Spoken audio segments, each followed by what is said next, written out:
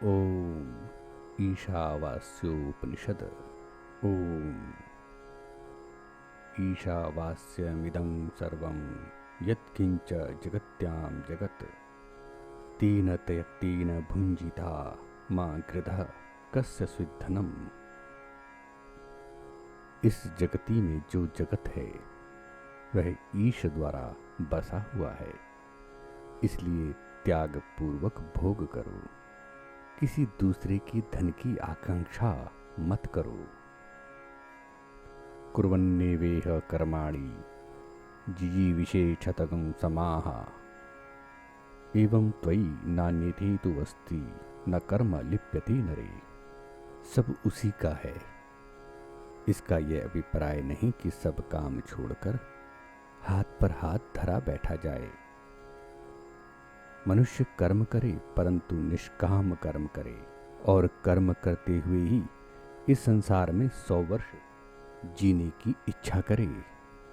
इस प्रकार मनुष्य में कर्म का लेप नहीं होता। इसके बिना कोई रास्ता नहीं है। असूर्या नामाते लोका अंधेन तमसावृताः तांस्ते प्रेत्याभिगच्छन्ति ये के चा आत्महनो जनाः। जो मनुष्य आत्मा का हनन करते हैं वे मरकर गहरे अंधकार से आवृत असूर्य लोकों में जाते हैं। अनिजतैकं मनसो जवीयो नैनद्देवा आप्नुवन् पूर्यमर्षत् तद्धावतोऽन्यानत्येति तिष्ठत् तस्मिन्नपो मातरिश्वा दधाति। वह परमात्मा कंपन तक नहीं करता परंतु मन से भी अधिक वेगवान है। इंद्रियों से प्राप्त नहीं कर सकती परंतु वह इंद्रियों से भी पूर्व वर्तमान है। वह ठहरा हुआ ही अन्य दौड़ते हुओं को पीछे छोड़ देता है। उसी के कारण वायु जो स्वयं हल्की है अपने से भारी जल को उठा लेती है। तदेजति तन्नेजति तद्दूरे तद्वन्तिके तदंतरस्य सर्वस्य तदु सर्वस्यास्य बाह्यतः। वह चलता है, वह नहीं चलता, वह दूर है, वह निकट भी है, वह इस सब के अंतर में है, वही इस सब के बाहर से वर्तमान है। यस्तु सर्वाणि भूतान्यात्मन्येवानुपश्यति सर्वभूतेषु चात्मानं ततो न विजुगुप्सति। देखना वीक्षण है, गहराई से देखना, एक एक वस्तु में अंदर से देखना कि वह इसमें है या नहीं, अनुवीक्षण है। जो इस प्रकार के अनुवीक्षण से सब भूतों को आत्मा में ही देखता है और आत्मा को सब भूतों में देखता है, वह इस अनुवीक्षण के कारण पाप नहीं करता, क्योंकि उसे प्रत्येक वस्तु की ओट से वह झांकता नजर आता है। हम पाप तभी करते हैं जब समझते हैं कि कोई नहीं देख रहा। यस्मिन् सर्वाणि भूतान्यात्मैवा भूत विजानतः तत्र को मोह कह शोका एकत्वमनुपश्यतः। जिस जानने वाले के ज्ञान में सब भूत आत्मवत हो गए, इसलिए आत्मत हो गए क्योंकि कण कण में ईश ही बसा हुआ है। फिर वहाँ भूतों के अनेकत्व में आत्मा के एकत्व का अनुवीक्षण करने वाले के लिए मोह कैसा और शोक कैसा। सह पर्यागात शुक्रम अकायम अव्रणम अस्नाविरम शुद्धम अपापविद्धम कवि मनीषी परिभू स्वयंभू याथा तथ्यत अर्थान व्यदधात शाश्वतीभ्य समाभ्य। वह सब जगह गया हुआ है, वह शुद्धता की चरम सीमा है, शुक्र है, उसकी काया नहीं है। काया नहीं तो व्रण कहाँ, नस नाड़ी कहाँ। भौतिक दृष्टि से हम उसे शुद्ध कहते हैं, मानसिक दृष्टि से पाप रहित कहते हैं। वह कवि है, यह भौतिक संसार उसका काव्य है। वह मनीषी है, मानसिक संसार का भी वही स्वामी है। वह परिभू है, सब जगह मौजूद है, परंतु साथ ही वह स्वयंभू है, अपने आप है, कोई उसे पैदा नहीं करता। शाश्वत काल से जो यह सृष्टि चल रही है, निरंतर सृष्टि का प्रवाह चलता चला जा रहा है। उसके लिए ठीक ठीक पदार्थों की व्यवस्था, जिस समय जो कुछ होना चाहिए वह सारा प्रबंध वही कर रहा है। अंधम तमा प्रविशन्ति ये विद्यामुपासते ततो भूया इवा ते तमो या उ विद्यायां रताः।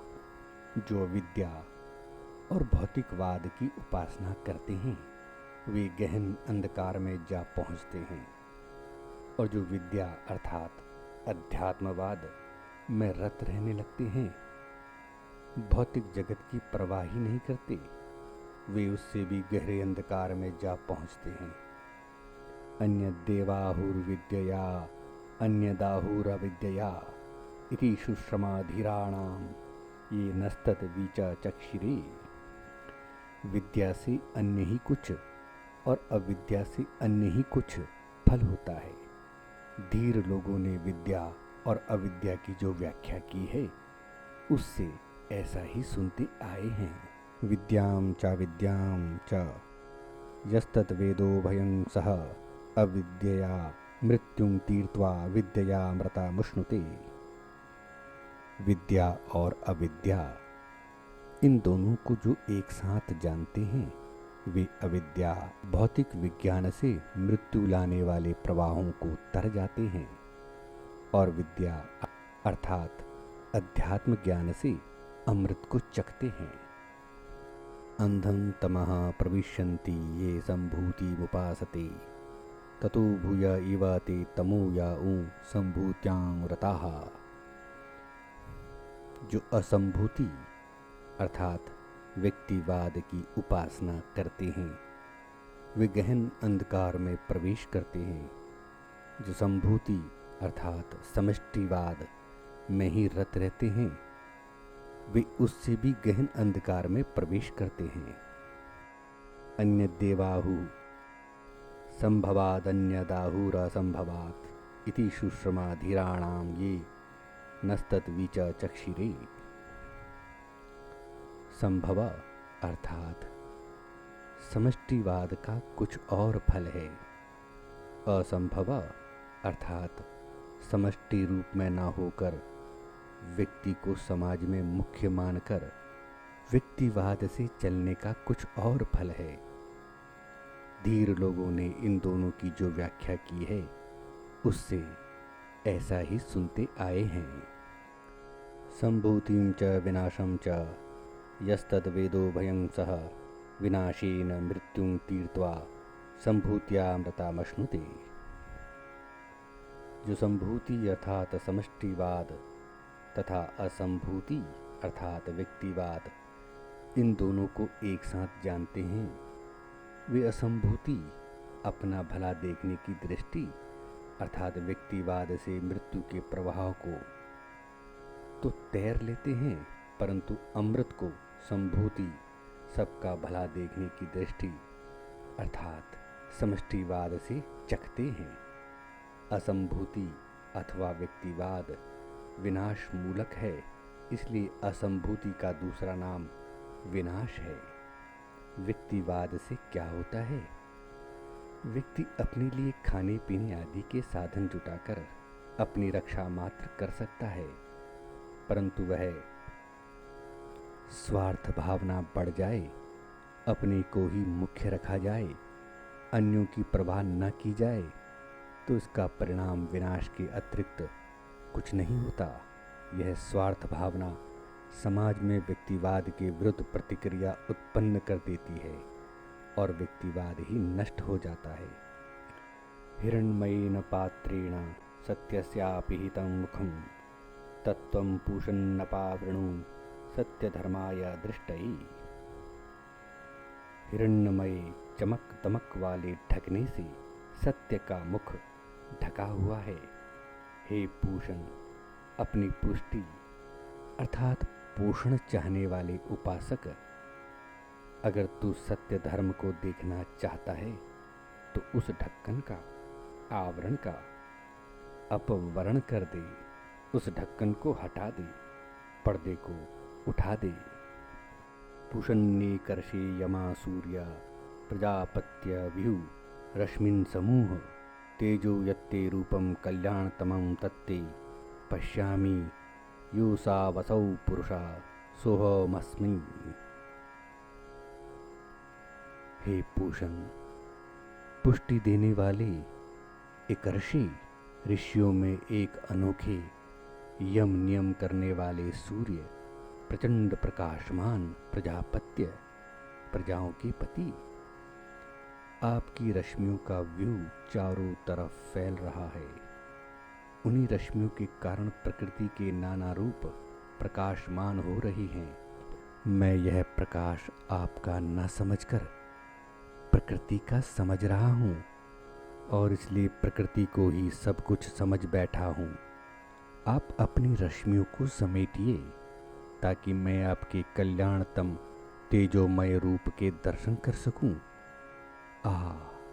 आपकी रश्मियों के तेज के प्रकाश की एक जगह सिमट जाने से जो आपका कल्याणतम तेजस्वी पुरुष रूप प्रकट हुआ है वह कितना ज्योतिर्मय है। मैं भी वही हूँ, मैं भी ज्योतिर्मय पुरुष हूँ। वायुरनीला मामृता माथेदं भस्मान्तं शरीरम् ओम क्रतो स्मरा कृतं स्मरा क्रतो स्मरा कृतं स्मरा। प्राणवायु शरीर में रहता है, वह मृत्यु के समय विश्व के अनिल अर्थात विश्व के प्राण में लीन हो जाता है। यह शरीर नहीं, वह प्राण ही अमर है। शरीर तो जब तक भस्म नहीं हो जाता तभी तक है। हे कर्म करने वाले जीव, क्रतु को, प्रयत्न को, जो तूने आगे कर्म करना है उसे स्मरण कर, और कृतम, जो तू अब तक कर्म कर चुका है उसे स्मरण कर। अग्नि नय सुपथा राई अस्मान विश्वानि देवा वयुनानि विद्वान् ययोधस्मज्जुहुराणमेनो भूयिष्ठां ते नमः उक्तिं विधेम। हे अग्नि, हे देव, तुम सब प्रकार के कर्मों को जानते हो। तुम हमें उन्नति के लिए ऐसे मार्ग से ले चलो जो सुपथ हो। जो कुटिल मार्ग, पाप मार्ग हैं, उसे हमसे अंतरात्मा का शुद्ध कराकर पृथक करो। हम बारंबार तुझे नमस्कार करते हैं। इस ईशोपनिषद में द्वंद्वों का समन्वय किया है। प्रकृति, पुरुष, भोग, त्याग, कर्म, निष्कर्म, व्यक्ति, समाज, भौतिक, अध्यात्म, कर्म, ज्ञान, मृत्यु, जन्म, विनाश, उत्पत्ति, सगुण, निर्गुण, इनका समन्वय ही यथार्थ दृष्टि है। कुछ लोग भोग के पीछे, कुछ लोग त्याग के पीछे भाग रहे हैं, कुछ लोग इहलोक को साध रहे हैं, कुछ लोग परलोक की सिद्धि कर रहे हैं, कुछ लोग अविद्या में फंसे हैं, कुछ लोग विद्या के प्रयत्न कर रहे हैं। कर्म करते रहिए, परंतु कर्म फल से बंध कर नहीं। कर्म तो करना है, कर्म के बगैर रह नहीं सकते, परंतु जीवन का एक ऐसा सूत्र आप अपना लें कि कर्म होता रहे और कर्म का लेप भी ना हो। याज्ञवल्क्य ने मैत्रेय को एक उपदेश किया था कि अमृतस्य तु नाशास्ति वित्तेन, अर्थात भौतिक जगत से वित्त मिल सकता है, धन मिल सकता है, अमृत नहीं।